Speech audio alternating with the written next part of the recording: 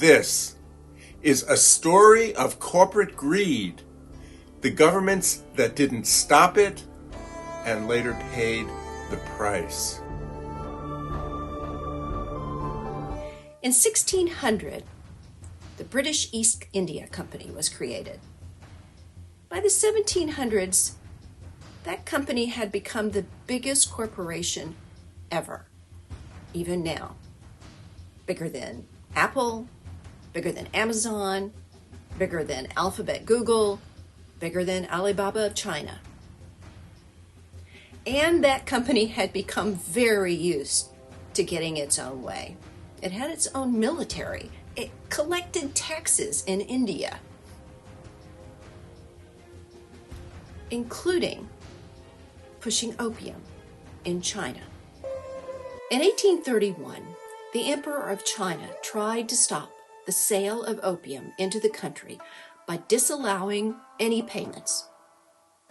But this reduced the all-important flow of silver currency for the East India Company. So that company responded by boosting its opium deliveries, though they used what was essentially a black market route, since those trading companies paid in silver. Opium use in China quadrupled and then shot up again and again.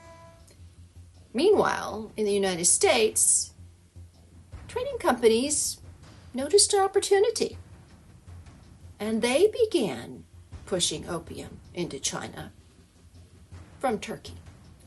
And by successfully challenging the British monopoly, the U.S. companies created an even larger surge in opium sales and use in China.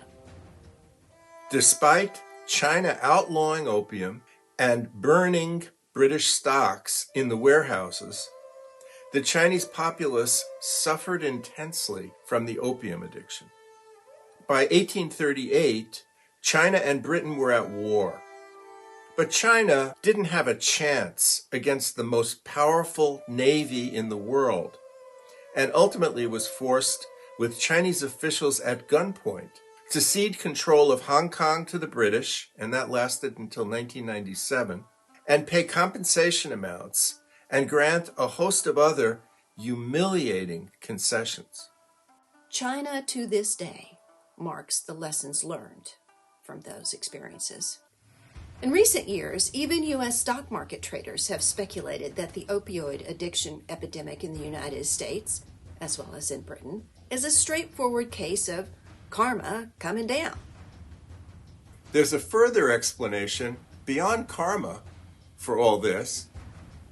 1842 marked the first Opium War, when China tried its best to halt the damage being done to its country and citizens. 2019 marked a high point of the opioid epidemic in the United States after much effort by U.S. officials. Both time periods had the same positions for Jupiter and Saturn together in Sagittarius. However, in 1842, Rahu was there with Jupiter and Saturn. This sets the stage for an epidemic of greed and violence, as in the East India Company and U.S. trading companies flooding China with opium for profit, and then waging war. In 2019, Ketu was with Saturn and Jupiter in Sagittarius, which means greed, but somewhat mysterious, as in maybe the drug companies pushing opioids, or someone. And what is the significance of the flip of Rahu and Ketu? Well, what happens is it changes the direction of the events. That is why in the present world, the United States and Britain are experiencing a terrible opioid addiction, a terrible opioid epidemic, whereas in the 1840s, China was suffering the result of the opium coming into their country. This can explain the timing of action and reaction. It's also an aspect of causality. And we know it because history reveals the future. We really enjoyed making this video. and it's an important point. So we hope that you enjoy it too, and please do subscribe, which is a follow, and hit that like button. Thank you.